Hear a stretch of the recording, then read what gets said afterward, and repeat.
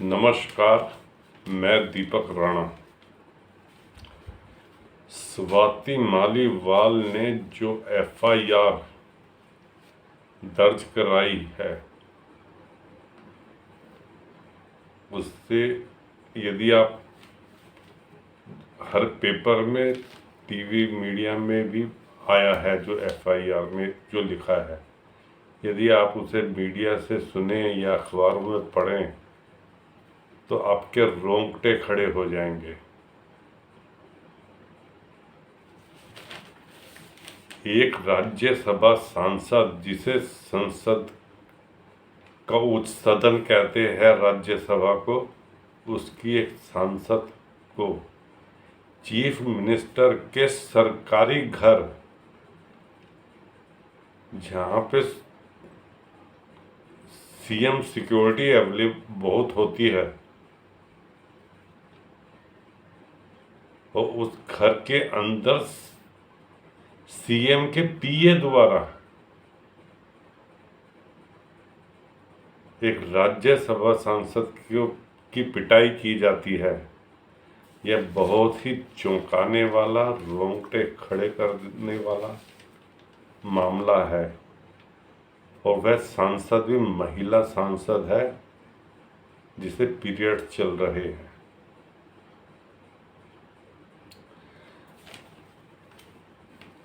आप नेता स्वाति मालीवाल के साथ मुख्यमंत्री आवास के अंदर बीते सोमवार को जो कुछ भी हुआ है, वह सबके रोंगटे ही खड़े कर रहा है। 3 दिन बाद स्वाति ने जब चुप्पी तोड़ी और जो एफआईआर दर्ज कराई है, जो सच सामने आया है, उसे सुनकर सभी हैरान हो चुके हैं। राज्यसभा सदस्य और राज्य की महिला आयोग की पूर्व अध्यक्ष स्वाति मालीवाल ने पुलिस में एफआईआर जो दर्ज कराई है, उसमें बताया है कि 13 मई की सुबह 9 बजे स्वाति मालीवाल अपनी पर्सनल कार से मुख्यमंत्री अरविंद केजरीवाल के आवास 6 flat staff road, civil lines पर आई थी। स्टार्टिंग ऐसे है एफआईआर की। कैंप कार्यालय के अंदर जाकर उन्होंने मुख्यमंत्री के निजी सहायक वैभव कुमार को फोन किया, लेकिन बात नहीं हो सकी। फिर स्वाति ने व्हाट्सएप पर मैसेज भेजा, लेकिन कोई प्रतिक्रिया नहीं हो सकी। फिर स्वाति मालीवाल ने बताया कि उसके बाद में सीएम आवास के मुख्य दरवाजे से आवासीय क्षेत्र के अंदर चली गई। मैं हमेशा से ऐसा करती थी। विभव के वहां नहीं होने पर मैंने आवास क्षेत्र में प्रवेश कर लिया और वहां मौजूद कर्मचारियों से मुख्यमंत्री से मिलने आने की बात कही। इस पर मुझे ड्राइंग रूम में इंतज़ार करने के लिए कहा गया। मैं ड्राइंग रूम में जाकर सोफे पर बैठ गई और सीएम के आने का इंतज़ार करने लगी। कुछ देर में एक स्टाफ ने मुझे बताया कि सीएम मिलने आ रहे हैं। मुझे इंतज़ार करने को कहा गया, लेकिन सीएम नहीं आए और वैभव कुमार कमरे में आ गया। वह बिना किसी उकसावे के मुझ पर चिल्लाने लगा और गंदी गालियां देने लगा। उसके इस दुर्व्यवहार से मैं स्तब्ध रह गई। मैंने प्रतिक्रिया व्यक्त करते हुए उससे कहा कि वह मुझसे इस तरह की बात ना करे और सीएम से फ़ोन पर बात करवा दे। इतना कहने पर विभव मेरे सामने आकर खड़ा हो गया और बिना किसी उकसावे के पूरी ताकत से मुझे थप्पड़ मारना शुरू कर दिया। मैं चिल्लाती रही और खुद को बचाने की कोशिश करती रही, लेकिन विभव ने मुझे 7-8 थप्पड़ मारे, जिससे मैं सदमे में आ गई और मदद के लिए चिल्लाना शुरू कर दिया। खुद को बचाने के लिए मैंने विभव को लात मारकर दूर धकेला।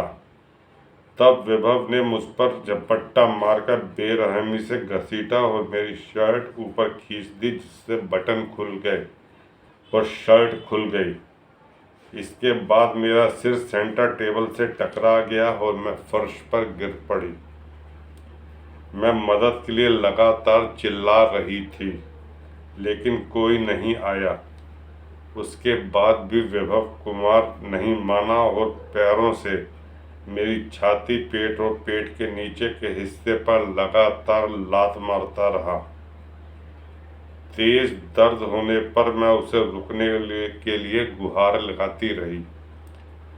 मेरी शर्ट ऊपर ही हो रही थी, लेकिन फिर भी उसने मुझ पर हमला करना जारी रखा। मैंने उनसे बार बार कहती रही कि मुझे माहवारी है, मुझे जाने दो, क्योंकि मैं असहनीय दर्द में हूँ। लेकिन उसे रहम नहीं आया। उसने पूरी ताकत से मुझ पर हमला जारी रखा। मैं किसी तरह उससे छूटकर ड्राइंग रूम के सोफे पर बैठ गई और अपना चश्मा उठाया, जो हमले के दौरान जमीन पर गिर गया था। मैं इस अकारण हमले से भयानक सदमे की स्थिति में थी। मुझे गहरा सदमा लगा और तब मैंने 112 नंबर पर कॉल कर पुलिस को अपने खिलाफ हुए अपराध की सूचना दी। विभव ने मुझे धमकाया। जब उसे पता चला कि मैंने 112 नंबर पर कॉल किया है, तब वह कमरे से बाहर चला गया। फिर मुख्य द्वार पर काम करने वाले सुरक्षा कर्मियों के साथ वापस आ गया। विभव ने मुझे परिसर से बाहर जाने के लिए कहा। तब मैं सीएम आवास के बाहर फर्श पर थोड़ी देर के लिए बैठ गई, क्योंकि मुझे बहुत तेज दर्द हो रहा था। मैं रो रही थी। पीसीआर कॉल के बाद सीएम आवास से मेरे साथ आए कुछ पुलिस कर्मियों ने मेरे अनुरोध पर एक ऑटो बुलाकर मुझे उसमें बिठा दिया। वो अपने घर की ओर जाने लगी, क्योंकि मुझे बहुत दर्द हो रहा था। मैं पूरी तरह से आहत और टूट चुकी थी।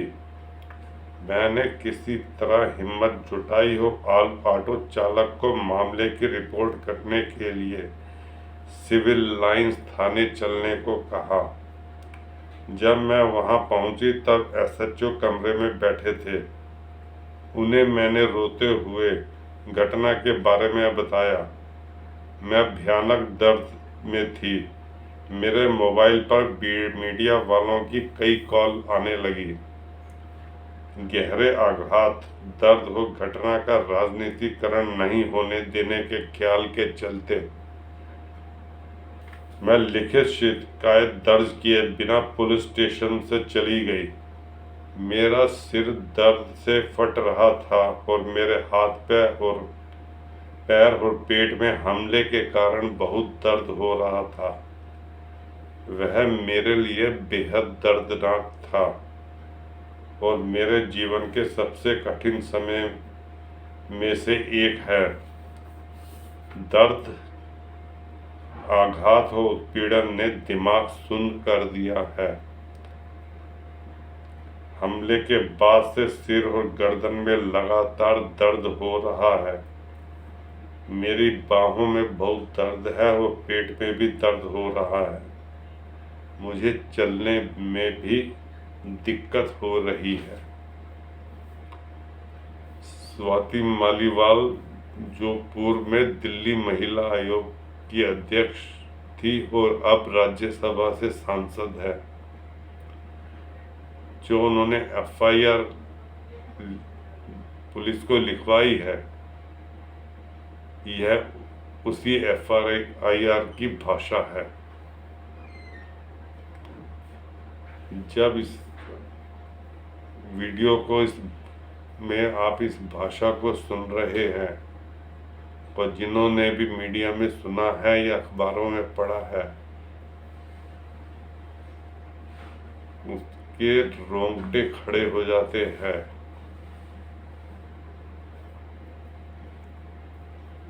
ये जनता बिल्कुल हैरान है।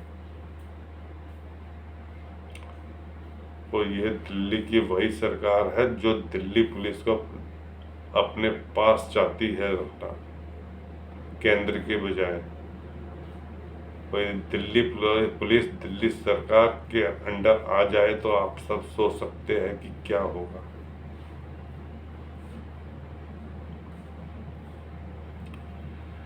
दोस्तों, इस वीडियो को लाइक कीजिए, शेयर कीजिए और सब्सक्राइब जरूर कीजिए।